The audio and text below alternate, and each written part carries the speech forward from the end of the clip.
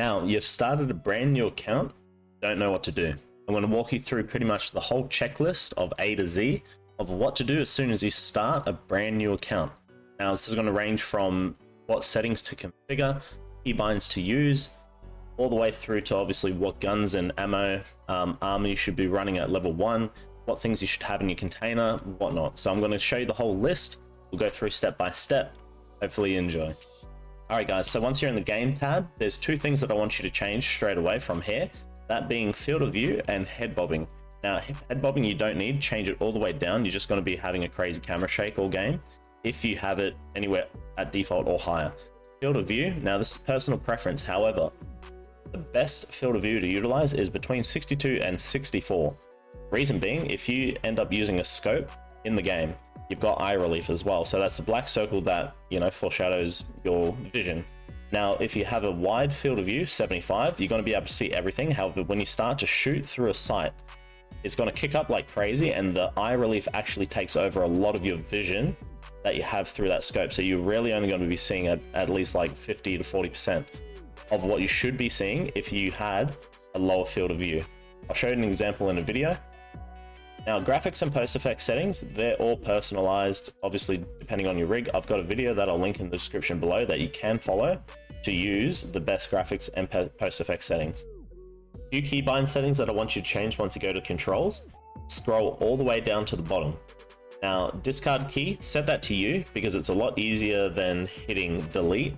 You can hit U and then you can quick tap Y, which is next to it. So that way you can say, you know, yes, I want to discard, add a bag or rig. It's easy. Hold breath. Now, this is one of the greatest changes to make straight away. Right mouse button, you want to set that as your secondary key, and you want to set it to release. So if I click here, I hit right mouse button, I set it to release. I'm just going to double check the aim toggle as well, because sometimes it kicks it out of that as well. So you want to go aim, right mouse button, set that to press. So now when I press, I'm going to aim, those ADS, and then upon hold breath, right mouse button is, as soon as I release right mouse button, it's going to hold my breath straight away. So it's quick ADS hold. That way, if you're moving and you hit a corner and you're lean peeking, you don't have to hit left control again to hold your breath and aim down sight. You literally just snap straight and it's in. Very, very easy switch to make. Now, another change as well, this has got to do with your gun in game. So when you do fire a whole mag, you're going to bolt jam or you're going to have something happen with mag. What you want to do is set your inspect current weapon to whatever key is comfortable for you. I use V because it's close to my actual thumb positioning. You can change it to whatever you want. Usually V is defaulted to melee attack.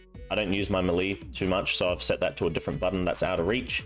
But I set mine to V, so you set inspect current weapon, whatever key is comfortable for you. Set that to press. And then a little bit above it is going to be check chamber, fix malfunction key. You want to set that to the same key that you set down below, but you want to have that on release. So that means when you actually go for a bolt jam, check or anything like that, you're going to hold down your selected key. You're going to check your weapon. While it's checking it, it's going to say malfunction, blah, blah, blah, whatever, you know, whatever's wrong with your weapon. As soon as that notification pops up, then you release the key. Upon release, you're going to fix the malfunction. So press is check. Hold it down to obviously get the dialogue going. Once the dialogue box comes up, release the key and it fixes your malfunction, whatever it is. Really strong combo.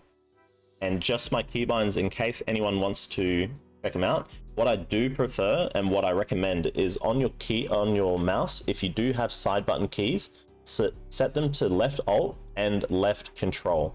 That way it's going to make it easier for you to actually utilize these keybinds on the go without having to, you know, position your other hand way crazy. So obviously pause and do whatever you want. These are my settings that I do use for my actual controls.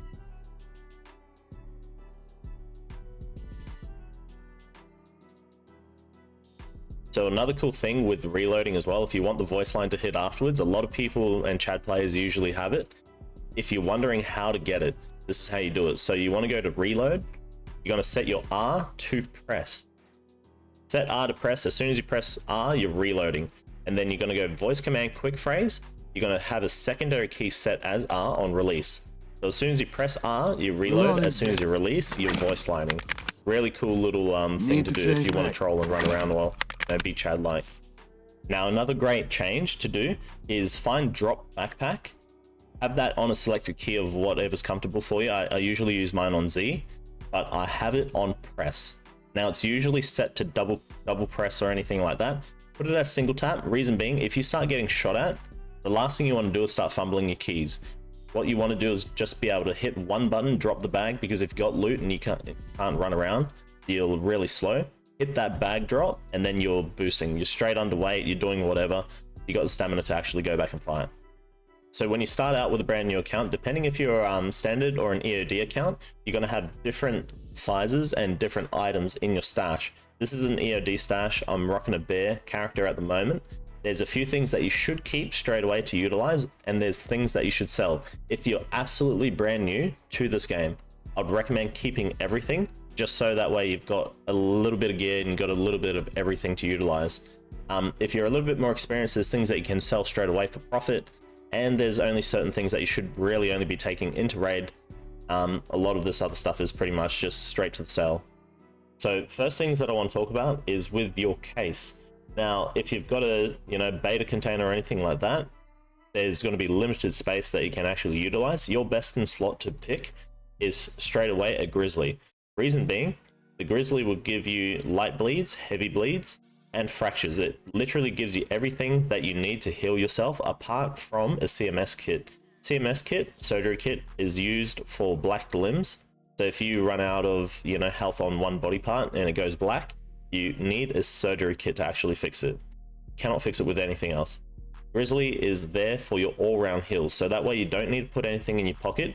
You can keep it in your gamma container, so that way if you do die, you actually have it there all the time. And it's 1800 points as well, so it's going to give you absolutely enough heals to utilize through every single bit of raid.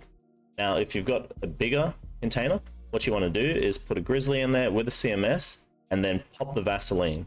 If you want to go a little bit extra, you can definitely put the splint with it as well. However, what I like to do is keep that all the same.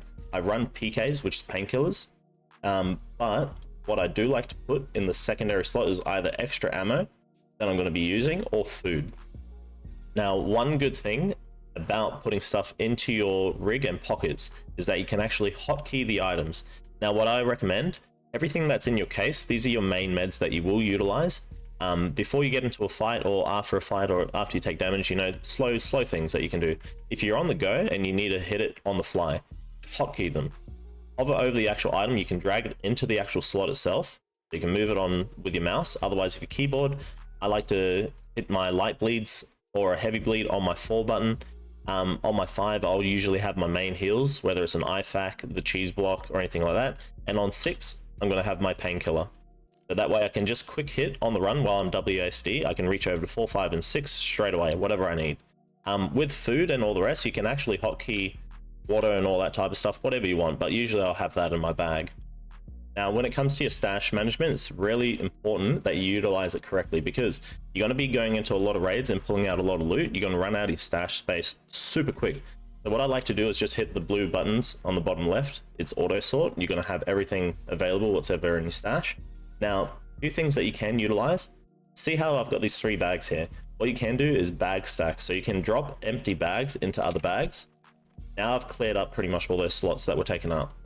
Same thing with rigs. What I like to do, there's also a sorting table. Now, a lot of people actually don't know this. This sorting table right here, what you can do is hold shift and click things, right? So as soon as you shift and click, it's going to put it to the sorting table. As soon as I hit escape, it's going to drop it back into my, whatever free position it is in the stash.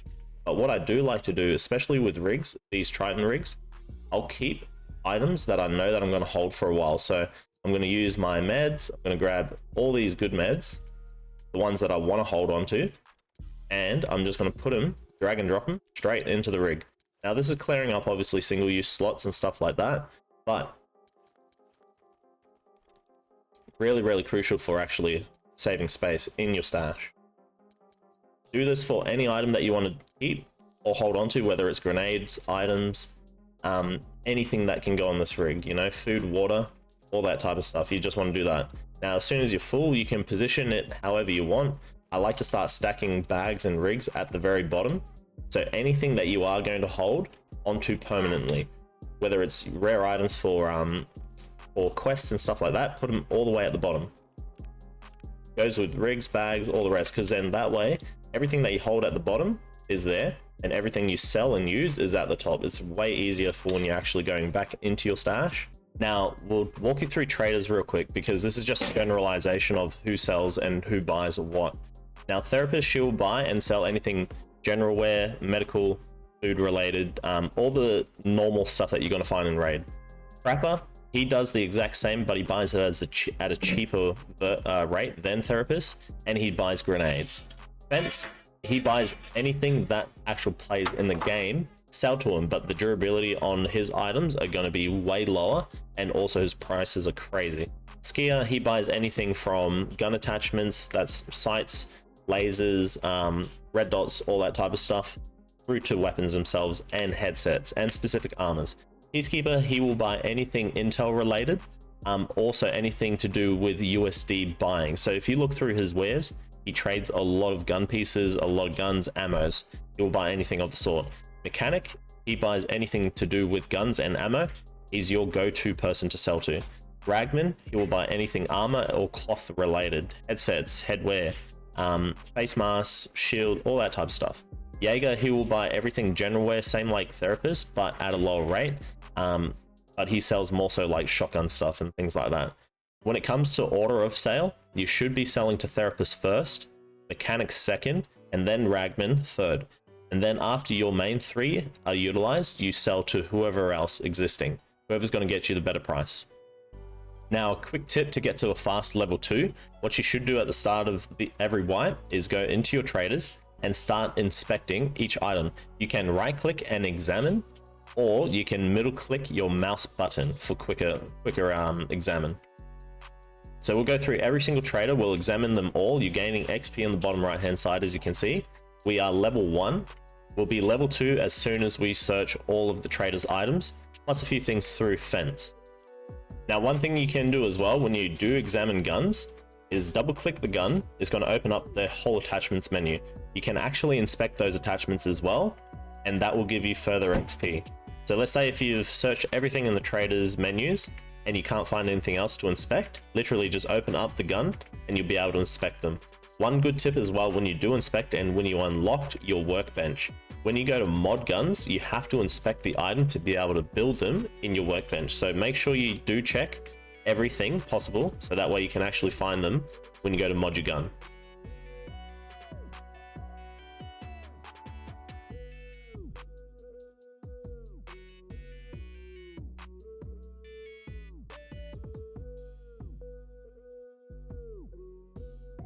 Alright, so now that we've inspected through our traders' general wares, what we want to do is start accepting the tasks. So we'll go through to prepper and therapist. They've got the green ticks above them, which is a task icon. We'll go to task, we'll accept the day view. Now that's it. Eliminate scavs over any map. So 5 scavs, but we need to obtain these shotguns. Now these shotguns are actually found in raid, all sold by Jaeger, but Jaeger is locked. So once we accept that quest from prepper, we accept therapist quests, which is find 3 SALEWAS, which are medkits, the red ones. Mechanic does have a quest for us because we hit level 2, but one thing with the UI, it's bugged until you actually load into something and back out. So what we're going to do is just quickly go to any raid. We're going to hit ready up. We're going to hit back straight away. It's going to relog our whole menu. So our traders are now going to see us at level 2. We're going to be able to unlock our quest that we need to unlock Jaeger. So once you're back at the menu, what we'll do is go back to trader. Now mechanic, we haven't done anything special. Mechanic's going to have a task for us. We'll hit task. It's gunsmith part 1, but also he's going to give us introduction. Now introduction will lead us into Jaeger's quest line. We have to go to woods, which is a map, to grab a letter from Jaeger's camp and hand it in. That way we unlock Jaeger. Then we can buy shotguns from Jaeger to hand into prepper to complete that quest. I'll show you now. Select your character. We're going to go to woods, 10 o'clock, which is the morning. You can play 22 at night if you know where you're going. Weather conditions on the right as well, so you can tell whether it's raining or anything like that through the day. Now what you want to do, this is a good technique to start leveling your traders early, because your traders do have a money requirement for them to get to the next level. You got to spend money with them. So ensuring your gear, when you do insure, So you highlight whatever you want to actually ensure. If you die in raid to anything random and any players or scavs don't take your gear out of that particular raid, you will get it back within the time period, 24 to 36 hours. Now, Prepper or Therapist offer this. Therapist does do it quicker, but she costs more. 28,000 to insure as opposed to 23,000. If you want your gear back quicker, go Therapist, or if you want to level her or Prepper, your insurance money, so that 23,000 that I'm spending right now, does go to your trade money requirement as well. So we'll insure. You can hit other players if you obviously got mates, but otherwise just ready up and going.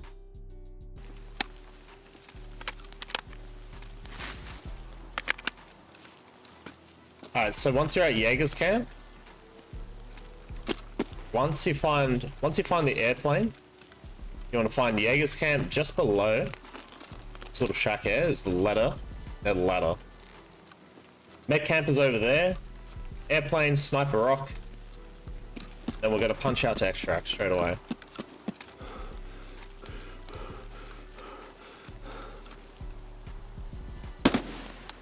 Now, once you're back in menu, you want to go to mechanic. You want to hand in the letter that you just found out woods.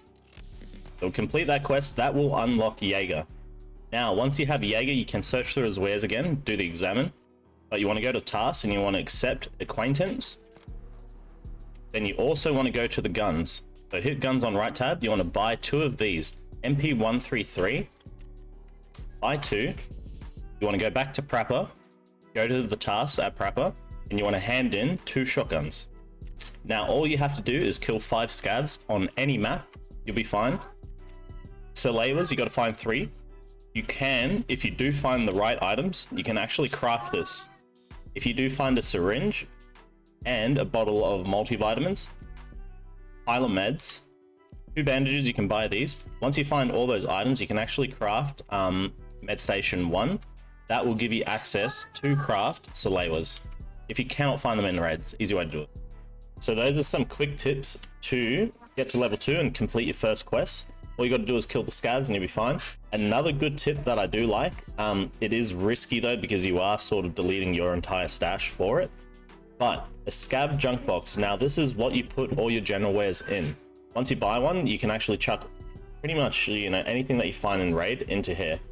One easy way of getting a quick junk case before you actually get into raid, you can sell everything. So you can go Therapist, you can sell off everything that you won't actually use. I'm just going to pump out pretty much all of these tier 1 meds. Keep scrolling, keep the food, don't need any of this fleece.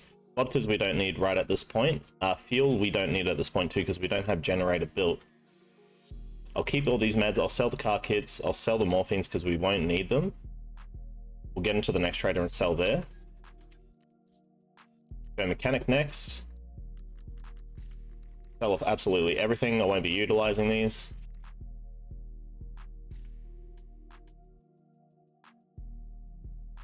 Alright, now once you've actually sold off a lot of your stash, and that's armors and guns and all that type of stuff that I probably wouldn't use personally.